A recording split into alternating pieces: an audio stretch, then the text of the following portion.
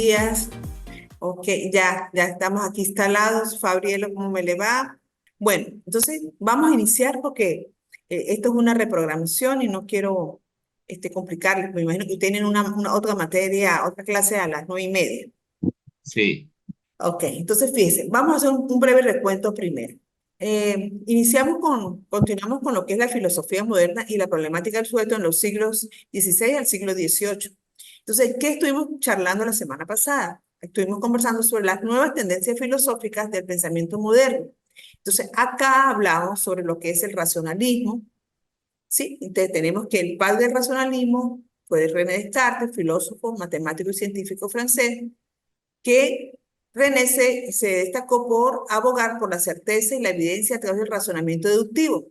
De ahí parte lo que es racionalismo, razonamiento deductivo, estableciendo una locución latina muy reconocida a nivel mundial que marcó pauta, lo que se llamó el cogito ergo sum. Para él, el significado de estas palabras es simplemente pienso y luego existo. O sea, yo tengo que pensar para poder existir. Esa era la parte fuerte de René Descartes. O sea, si yo no tengo ese conocimiento, si yo no tengo esa capacidad de pensar, pues yo simplemente no soy nadie, no existo. Sus ideas principales fue sostener la razón y el pensamiento como la fuente de todo conocimiento humano. Entonces, por eso se le llamó conocimiento racional. Su tendencia filosófica es donde prevalecía la razón para conocer la verdad. ¿Okay? Continuando con el racionalismo, tenemos que se fundamentó en la forma analítica del pensamiento vinculada con un método.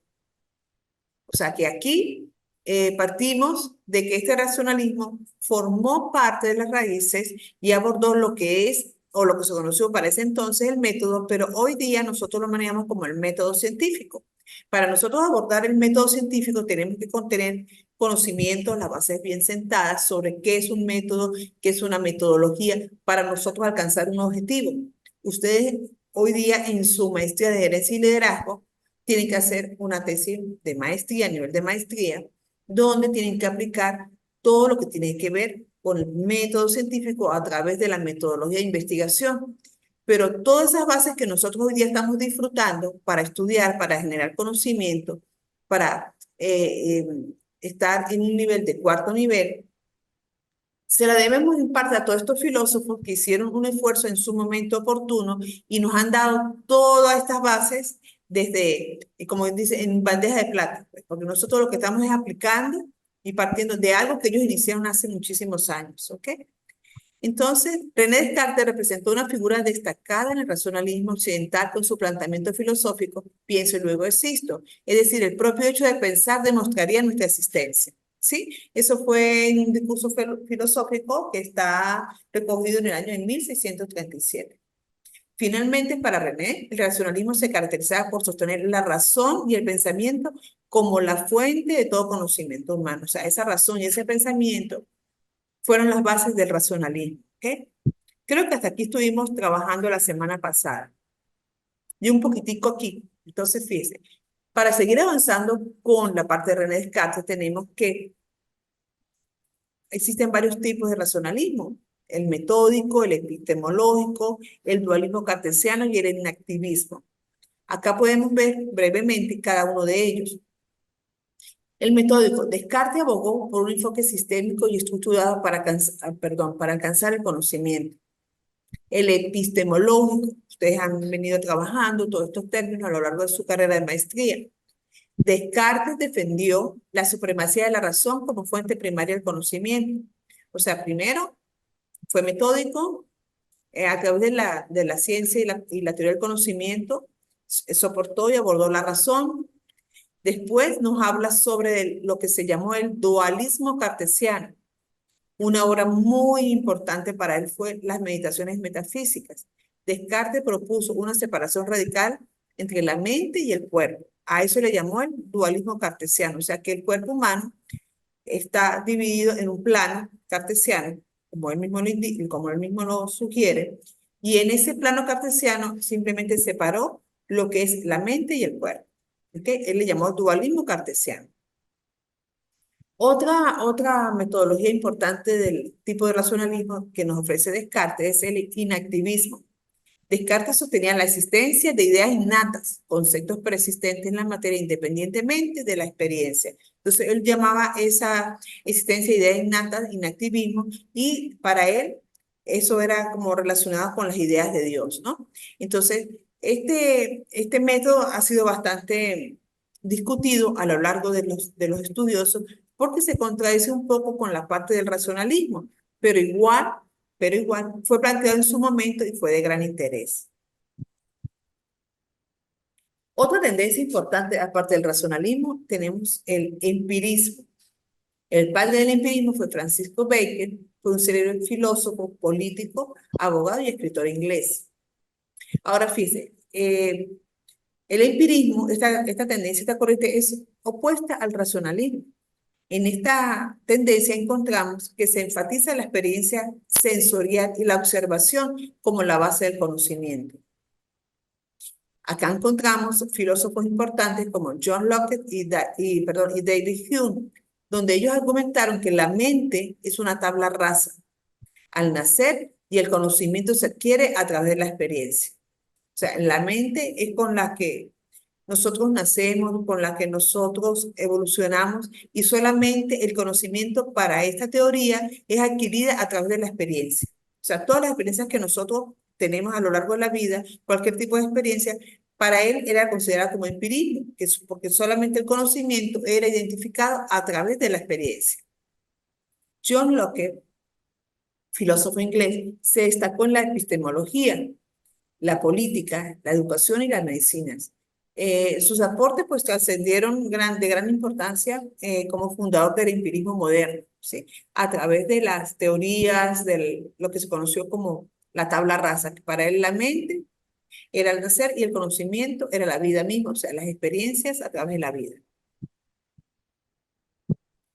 Ok. En esta misma tendencia encontramos al filósofo David Hume, historiador y economista escocés del siglo XVIII. Para David Hume hay una obra muy importante que se llama Tratado de la Naturaleza Humana. Hume cuestionó la idea tradicional de la causalidad y argumentó que no podemos conocer la conexión necesaria entre eventos, sino solo la sucesión constante de uno tras otro. Argumentó en contra de las ideas innatas. O sea, fíjate que ya él aquí tiene una contraposición con una postura que mantuvo René Descartes, postulando que todo el conocimiento humano se deriva de la experiencia. Abordó cuestiones religiosas en su obra Diálogos sobre la religión natural, conocido por su crítica en la creencia de los milagros, argumentando que la evidencia empírica siempre favorece explicaciones naturales sobre las sobrenaturales. Ok, esta postura de David Hume es interesante. ¿Qué les llama a ustedes la atención en este último aporte que nos hace Hume a la filosofía de la ciencia? Es conocido por su crítica a la creencia en los milagros, argumentando que la evidencia empírica siempre favorece explicaciones naturales sobre las sobrenaturales. Es un poquito profundo, pero vamos a interactuar en este último punto. A ver, Diosa, Estamos hablando Gabriel. de, Ujú. de El Hume. empirismo. En este caso, la postura de David Hume, donde dice en este último punto, abordó cuestiones religiosas en su obra Diálogos sobre la religión natural. Es conocido por su crítica a la creencia en los milagros, argumentando que la evidencia empírica siempre favorece explicaciones naturales sobre las sobrenaturales. O sea, estamos en el empirismo, lo contrario al racionalismo, o lo opuesto al racionalismo. Yo soy más de lo que es aprendiendo haciéndolo. Ajá, aprendiendo haciendo, ok. Sí. Ajá, ajá, ok. ¿Quién más aporta algo? Ay, perdón. ¿Quién más aporta algo? Se me perdió aquí, pues. Ujú. A ver, aprendiendo haciendo. En parte, ese aprendiendo haciendo soporta las teorías de la tendencia del empirismo. Por Sí, ejemplo, correcto. nosotros en el día a día, si nos ponemos a pensar, tenemos muchas experiencias empíricas. Obviamente no le damos nombre en ese momento, porque forma parte de nuestra vida en cada momento. de nuestra experiencia, de nuestros momentos. Por ejemplo, si nosotros como seres humanos estamos haciendo una actividad manual, por decirlo así, ya sea, por ejemplo, una manualidad, eh, trabajar una madera, e inclusive estar en la cocina y colocar un objeto, una olla, agua a hervir en una olla. ¿Qué pasa cuando nosotros hemos tenido esos tipos de accidentes de nuestra vida cotidiana? O sea, nos pasa un accidente, tenemos una lesión y queda en nuestra memoria, en nuestra parte cognitiva, que tuvimos una lesión por una experiencia vivida. De repente la olla no tenía las asas fuertes o simplemente una distracción, me quemé, por decirlo así, o cuando estaba tallando una madera, el tallador me deslizó, me causó una herida en la mano. Son experiencias vividas que nos marca cognitivamente y donde nos dice alerta, o sea, la próxima vez voy a tener que tener más cuidado al colocar una agua a hervir o a tallar una madera o romper un vidrio o reparar un motor. O sea, en cierta forma eso es empirismo. O sea, aprendizaje, como dice, fue John, aprendiendo haciendo. O sea, de las experiencias vividas. Entonces, cognitivamente aprendemos de que tenemos que tener más cuidado para volverlo a hacer. ¿Ok? No sé si me hice entender con esta parte. Sí, Sí, eso es lo que estos filósofos en su profundidad nos transmiten, ¿ok? Sí. Bien, ahora continuando. Entonces, fíjense, el empirismo y su significado. Enfatiza el papel de la experiencia, base en los conocimientos humanos y evidencia, especialmente la percepción sensorial en la formación de la idea y la adquisición de conocimiento. Bueno, el ejemplo sencillo que les acabo de mencionar creo que refuerza lo que es el sistema filosófico del empirismo.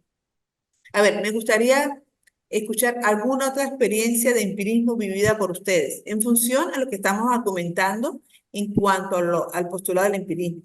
Fíjese que dice acá, que en síntesis, el conocimiento se obtiene de la experiencia. El entendimiento humano es una clave en esta tendencia. El conocimiento es solo conocimiento de ideas. Ajá, por ejemplo, el fuego afirma que la percepción sensorial representa la búsqueda de la verdad. En el caso de por ejemplo, de colocar una olla con agua a hervir. O sea, hay una experiencia que si yo me lesiono, si yo me quemo, cognitivamente queda en mi mente. Entonces, yo tengo un aprendizaje de una experiencia vivida, o sea, un aprendiendo haciendo, como dice yo. A ver, ¿qué otro ejemplo vivido por ustedes o qué pueden aportar respecto al empirismo? bueno, esto del conocimiento de se obtiene de la experiencia sin querer es algo que yo vengo promulgando a los estudiantes que dirijo. Y yo les digo, sin ningún tipo de tomado en ninguna fuente, en el aula se aprende, considero yo, un 30% de lo que usted va a ejercer en su vida laboral. Ujú. Por eso se hace necesario combinar esto que vemos en el aula con visita a campo, ir a las empresas, identificar máquinas, tener ese roce con las situaciones reales para complementar ese aprendizaje y así llegar, por decirle algo, al 50%. El resto se lo va a dar los años de experiencia que usted vaya adquiriendo, pero nunca va a llegar al 100, que todo día aprendemos algo, pero sí puede aumentar su conocimiento. Sí, sí, exactamente, John. Eh, nosotros cuando impartimos, Gabrielo, ¿no? Fabrielo, perdón, Fabrielo.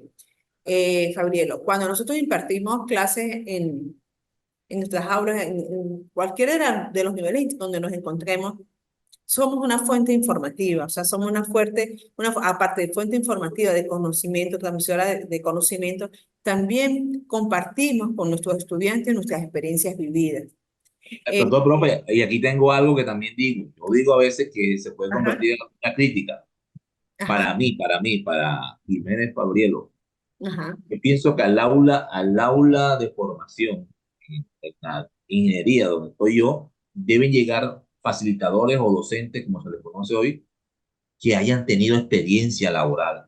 Para sí, mí no es válido que un recién graduado de ingeniería, sin ningún tipo de roce laboral, pueda menos de un transmitir. año, pueda impartir clases. No va a impartir nada.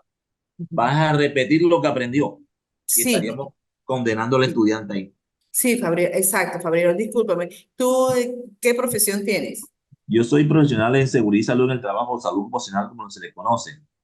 Ajá. Entonces, ¿cuál es la misión nuestra? Es salvaguardar la integridad de los trabajadores, que no les pase, que no ocurran ni accidentes ni enfermedades laborales. Ajá, ok. Eso es muy Esa es la prevención. interesante. Si vamos a unir, por ejemplo, en estos momentos lo que son las teorías del racionalismo y el empirismo, juegan un papel importante en el sentido de que nosotros como profesionales y dadores de conocimiento, para poder llegar a, a los estudiantes, a los trabajadores, indiferentemente en el área que ustedes se encuentren, sí, el instructor, vamos a decirlo así, el facilitador, el docente o el gerente, el líder, si lo vamos a enfocar desde ese punto de vista, tiene que tener y estar formado de experiencia previa, no solamente conocimiento, porque con el conocimiento solo como tal, muchas veces hemos visto, nos hemos encontrado con situaciones con personajes y actores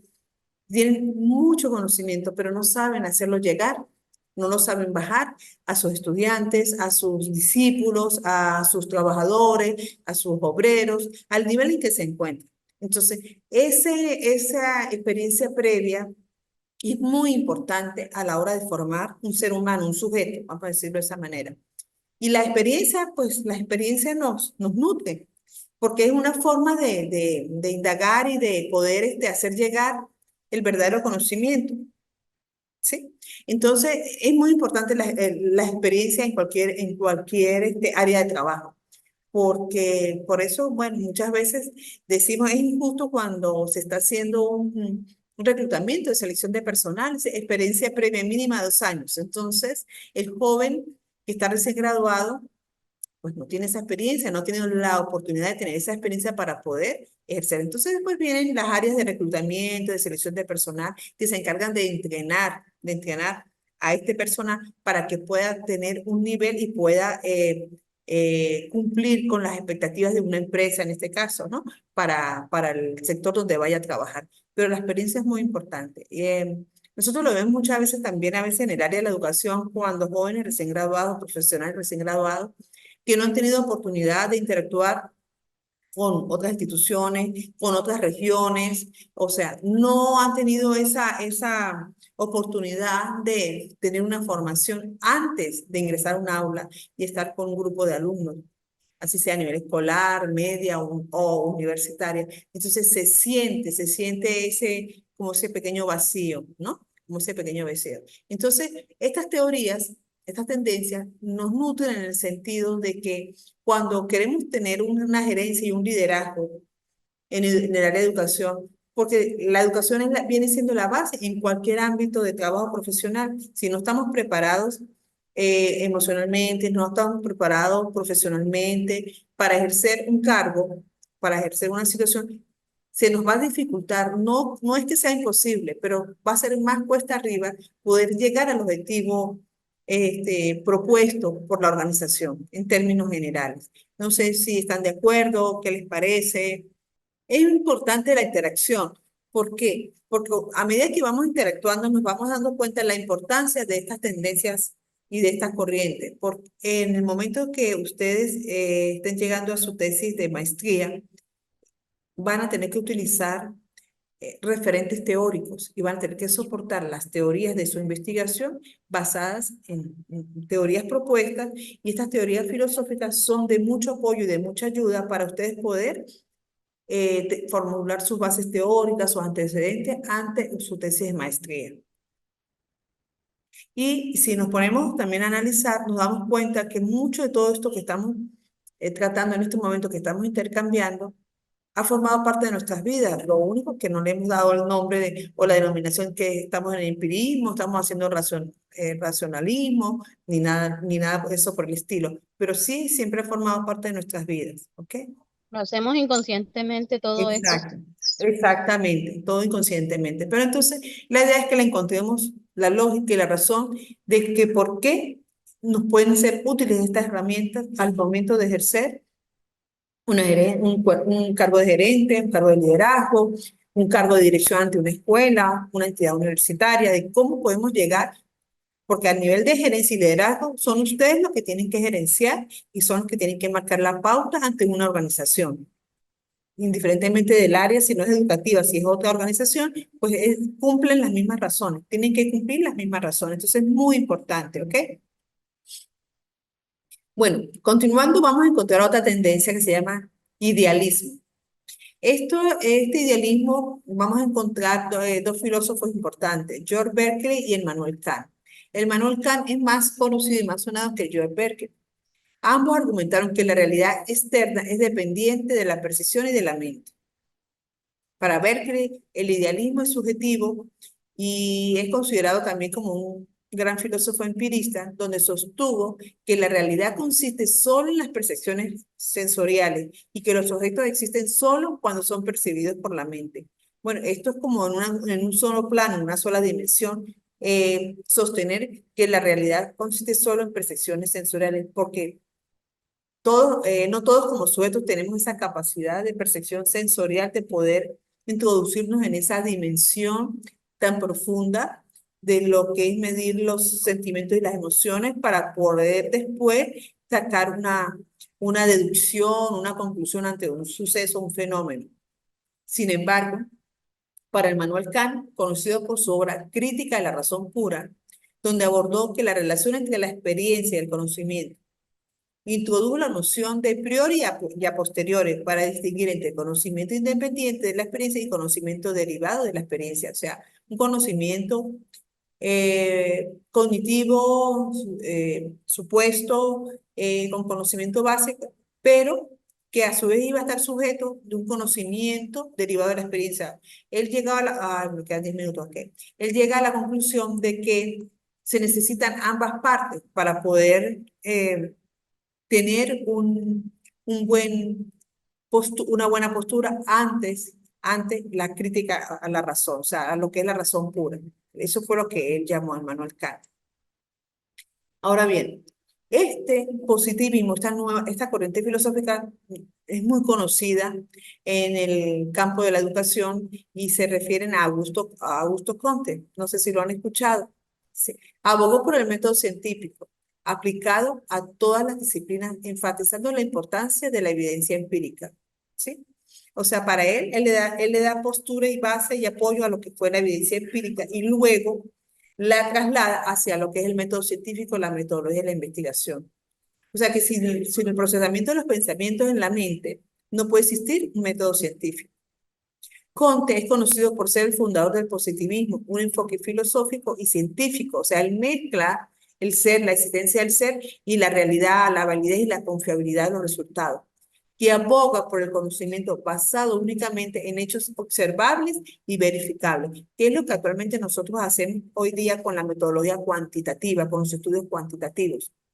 Argumentó que la sociedad debería seguir los métodos de las ciencias naturales para comprender y mejorar la condición humana.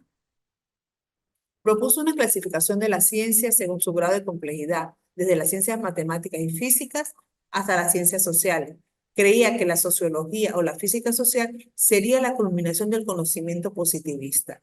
Augusto Comte fue un gran filósofo y marcó una pauta interesante en lo que se denominó como el profesor hacia el método científico, hacia la metodología de la investigación, con esta tendencia positivista, que para algunos ha sido muy positiva, como lo dice, pero para otros criticada, ¿no? Siempre todas estas tendencias van a estar discutidas y discernidas entre el uno y el otro. Después nos vamos a encontrar con el señor Carlos Marx en la tendencia del marxismo. Se propuso una interpretación materialista de la historia y de la sociedad. Para Carlos Marx, enfatizó la lucha de clases como el motor del cambio social y abogó por la transformación de la sociedad capitalista hacia una sociedad sin clases, teniendo en cuenta que la propiedad colectiva y los medios de producción. Marx propuso el materialismo histórico como un enfoque para comprender la evolución de las sociedades a lo largo del tiempo. Este enfoque revolucionó la manera en que se aborda la historia y la sociedad al centrarse en las condiciones económicas y materiales como factores clave en la configuración de la sociedad. O sea, en resumen, otros puntos de vista del marxismo es la lucha de las clases y la crítica del capitalismo.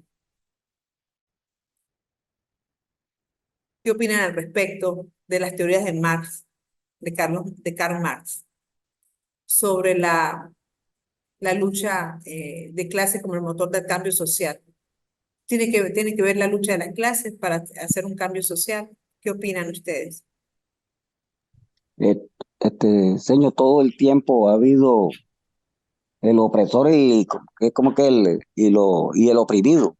Ajá. En la historia de la humanidad siempre han habido unas luchas Ujú. de, de que siempre quiere haber uno más fuerte que el otro, más ventajoso.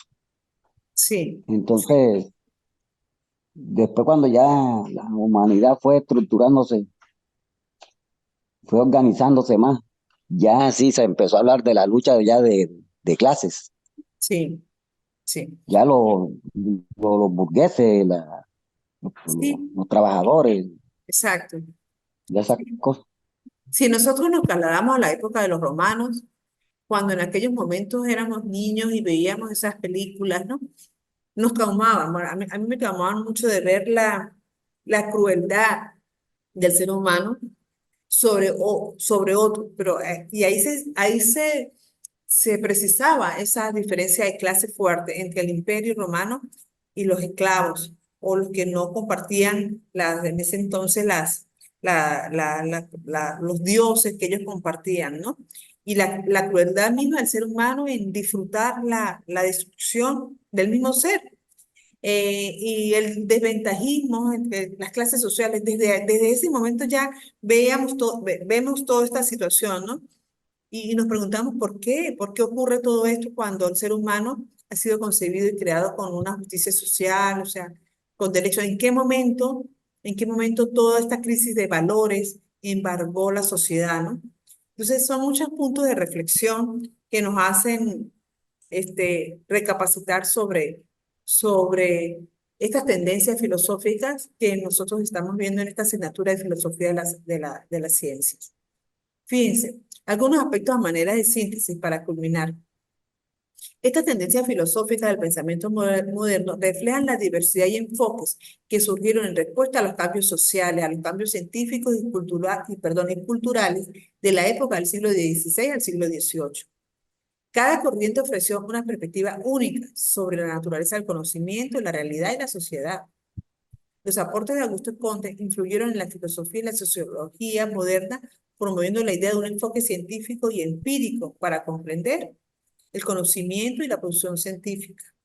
Berkeley desafió la noción de una realidad objetiva e independiente y defendió el idealismo subjetivo, mientras que Kant exploró la relación entre la experiencia y el conocimiento. A ver, ¿qué les parece estos tics, estos puntos a manera de síntesis, para poder comprender un poquitico más lo que es la filosofía, lo que fue la filosofía moderna y la problemática del sujeto?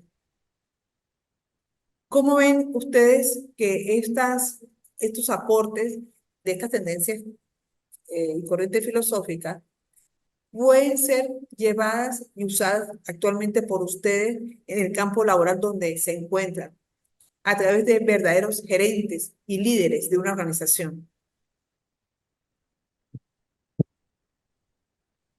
Sin duda, Auguste Comte es el que pone como la primera piedra angular Ajá. para que se genere o se inicie el desarrollo de innovaciones, de tecnología, de nuevas tecnologías en los diferentes procesos, ¿no? A través de estudios, de análisis, validando una hipótesis, haciendo experimentación, analizando resultados y haciendo los respectivos ajustes. Con esto que lanza Auguste Comte, yo creo que ahí se da como ese primer paso, ¿no? Que hoy en día ya es muy fundamental esto y que está también ya a nivel académico, ¿no? Sí, sí, o sea que sí las Yo me, estamos aplicando. Ujú. Muchas sí, claro que gracias. sí. Sí, correcto. O sea, hoy en día estamos en línea con ese aporte que hizo Augusto Conde. Sí, con ese aporte de uso, muy bien, sí. Ok, y a ver, gracias, Gabriel. ¿John quiere aportar algo? ¿Diosa quiere aportar algo antes de cerrar? No, sigamos, señor. Ajá, ok, está muy bien. Bien, entonces, después tenemos acá algunas referencias bibliográficas que les pueden servir a ustedes de aporte y de ayuda al momento de la revisión de las actividades de la clase, para que puedan seguir profundizando y leyendo. También pueden indagar sobre las obras que se reflejan de cada uno de estos filósofos en las láminas diapositivas, como tema complementario para la formación de ustedes, ¿ok? Ahora bien, mientras me hace la señal el sistema, quería preguntarles, ¿qué les pareció la actividad de las preguntas y respuestas en función a la postura de Sócrates, Platón y Aristóteles, en cuanto a los aportes de su época al área educativa actual? ¿Qué les pareció? Allá hay algo, yo revisé antier y algunos ya habían respondido, ya habían interactuado. Algunos han participado, bueno, solamente creo que hasta hace 2 días solamente John Jairo ha participado en el foro de una pregunta general que también se hizo. Entonces, pues es importante esa interacción sobre la asignatura. ¿Qué les pareció la actividad de las 5 preguntas? Se llama pregunta y respuesta sobre el análisis. Esa es de la primera clase.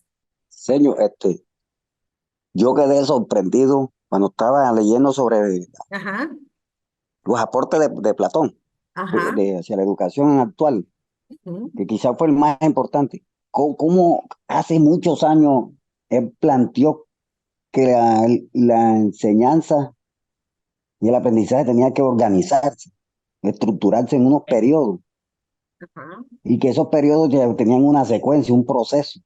El uno tenía que tener que ver con el otro periodo, entonces el otro con el otro, y a medida que se vayan avanzando los periodos, se va avanzando en el aprendizaje. En el aprendizaje, sí. Es muy cierto eso, muy cierto. Sí, a mí me parece interesante, ¿no? O sea, las de Platón, si usted tiene tiempo en algún momento y puede leer sobre lo que se llama la obra de Platón, el mito de la caverna. Sí, el mito de la caverna tiene varios puntos de encuentro, y yo estoy segura que si le llamó la atención esta parte de los periodos, lo que es el mito de la caverna le va a gustar muchísimo más. Es interesante saber que muchas de estas futuras tendencias, como les decía anteriormente, les puede ayudar a servir como referentes teóricos y una orientación hacia su tesis de maestría. O sea, es interesante conocerlas, ¿no? Cada una de estas tendencias, ¿no? Por eso es importante verla en la asignatura de Filosofía de la Ciencia, y de qué manera a través de la especialización, perdón, la línea de gerencia y liderazgo, ustedes pueden hacer un buen trabajo de investigación. Es muy importante, sí. John, ¿en qué área trabaja usted, por favor? Yo soy coordinador Coordinador ahora en una académico. institución. Coordinador académico. Sí, pues académico, Ah, ok. académico, sí, señor. Ay, qué bueno, qué Pero bueno. yo trabajé 12 años como docente, Ajá. 12 años como docente.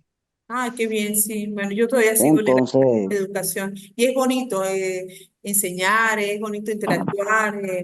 Creo que la educación es lo más importante, que la base de cualquier sociedad en cualquier país. Sí, eso es muy importante, de verdad. Bueno, mire, no, yo no quiero abusar más del tiempo de ustedes. Gracias por su asistencia, John, Diosa, Fabrielo, por su participación. Vayan realizando las actividades evaluativas para que no se les vayan a acumular, y con tiempo las van a disfrutar. Yo sé que las van a disfrutar. Cualquier cosa me escriben, si por X o cualquier razón ajena a su voluntad no la pudieron montar a tiempo, para poderles ampliar el plazo, y las podemos retroalimentar por el aula virtual. Les deseo un feliz fin de semana, que descansen, que disfruten, y bueno, les queda 5 minutos para ingresar a la siguiente materia. Agradecida por bueno, su muchas gracias, señor. participación, gracias nuevamente, y bueno, estamos en comunicación constante. Muchas gracias.